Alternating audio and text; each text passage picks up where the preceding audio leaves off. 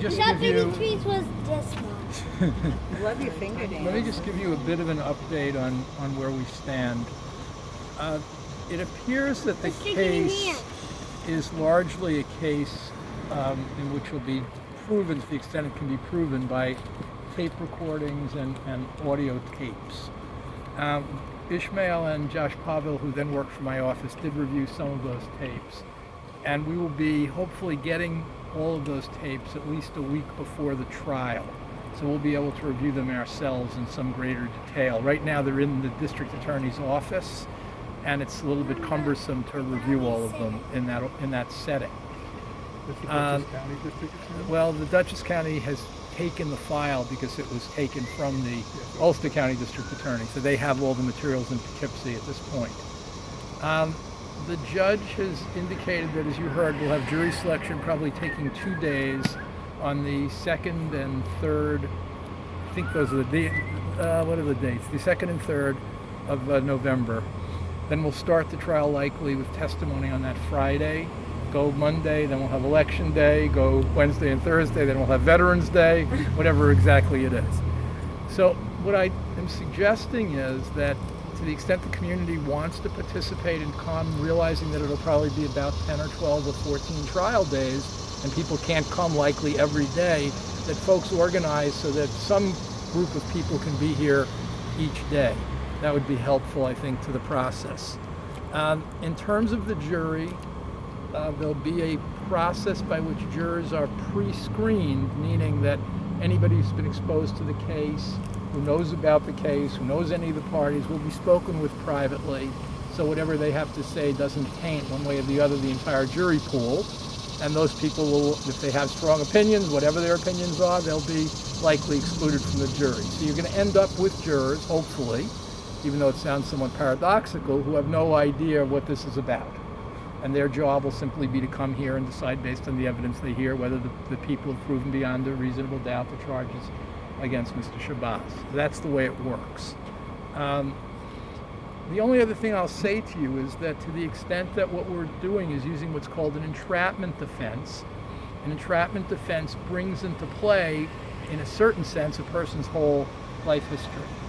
And whether they have a proclivity to engage in criminality generally, or whether they have a proclivity to engage in this particular kind of criminality, selling weapons, would have engaged in that without the active efforts of the government.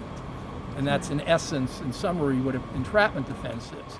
So it may be that those coming to the trial hear all sorts of things about Ishmael, most of which I'll argue to the jury have nothing to do with establishing any proclivity to sell guns.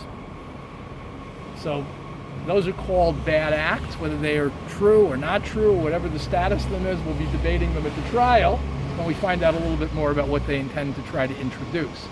So in a normal criminal trial where you don't have an entrapment defense, you're really not allowed to get into a lot of stuff about a defendant that might be viewed otherwise as prejudicial, because you're introducing everything in the kitchen sink that the judge will say, well, you can't do that. But where you have an entrapment defense, it does open the door for them to try to introduce what are called bad acts. So that's a trade-off. And until we decide otherwise, we are going to have a jury trial until and unless, if Ishmael decides he does not want to have a jury trial, he can consent to a trial with and only with the judge. We'll talk about that further privately. Okay? Does anybody have questions? Some of you are not familiar to me by sight, which doesn't mean you haven't been here. It just means I didn't see you, if you are. So if anyone has any questions, please feel free to ask them. So it seems like there are many hours of these tapes. Many. And they have access because it's sitting in there, but you're only going to have a very limited. Well, we can go there whenever we want. I'm sure we'll be going there more okay. frequently. It's just that we're somewhat inhibited to have conversations in someone else's office when you don't know the security, etc. Right. Okay. So there is a disadvantage, but it's not that stark. Oh, okay. Thank you. All right. Anybody else have anything, Mr. Rubin?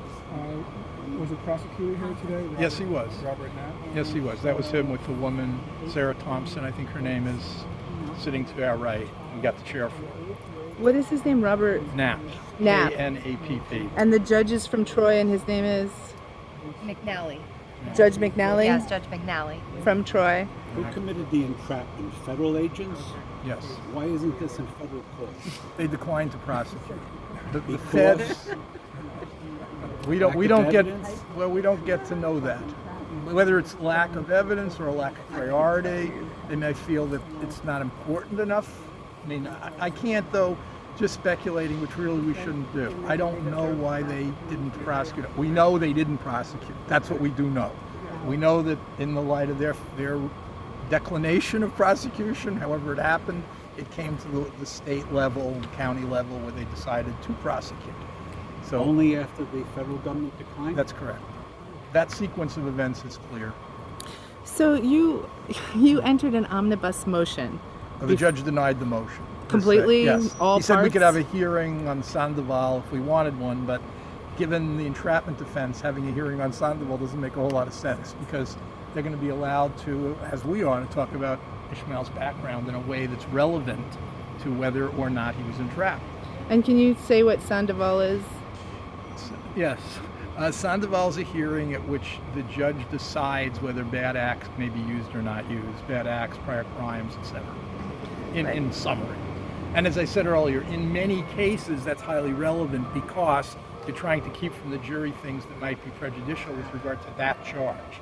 When you're dealing with an entrapment defense, though, as your question suggested, has less bearing.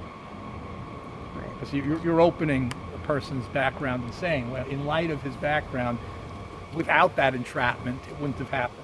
Now, he's, of course, telling the judge, and I think it's fair to say, that there's no evidence of any entrapment. That all of this is, voluntary, and I mean, that's what we're going to be debating in that 2.5 or 3 week period. What happened? Who said what to whom? How did it come about that these events were committed? And that's what the trial is going to be about in some large measure. It's not so much a debate of what exactly happened. It's more of a debate of why it happened, what the intentions and motivations were. Right? All right? Right. One more question. Sure. So for jury selection, do you want people there for that? I believe it's important that, for this reason, and I'm not saying this to suggest anybody's paranoid, quite the contrary.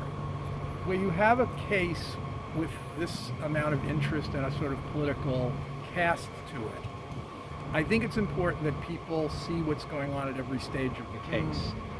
And jury selection is an important part of a case, a very important part of a case, so that people don't feel, well, I wasn't there, this must have happened then, or this rumor, that you have enough eyes and ears that you yourselves can converse knowingly and as witnesses to what happened. So that's really why I suggest people come.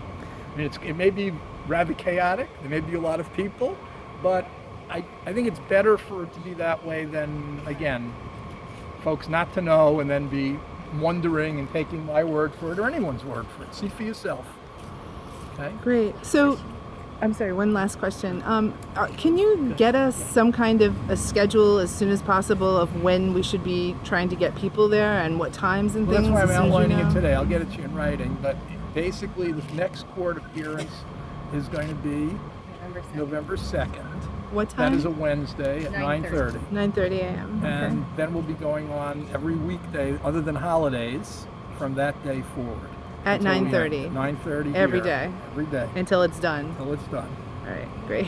All right? I'm surprised this hasn't drawn more media attention from a much broader spectrum. I have a question. Okay. Why is there no interest Scoot. in this case? I can't answer that question. I can't, part of that may be an organizing issue. Part of it may be how the case is being projected or not projected.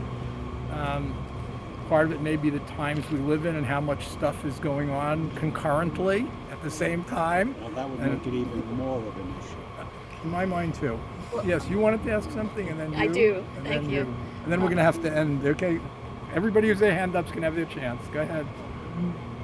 If there are viewers out in the community who would like to get more informed on this issue, are there sources that you can point to that would better educate them? Yeah, I'm going to point to two of them. I'm pointing right now. Hi. Hi. Where are you? I'm right here. My suggestion is that in the week or 2 weeks before the trial starts, to go to the gentleman's question as well.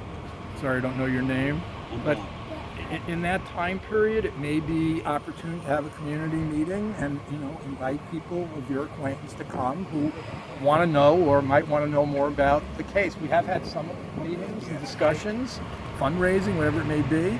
And whatever it is, I'm not talking about the fundraising part of it, just in terms of information flow, I think that would be fine. Yeah, one thing that can be helpful is on the fundraising page, which is www.gofundme.com. Call me Ishmael, ISMAIL. There's links to articles, and you can also sign up for further information there. And so we'll send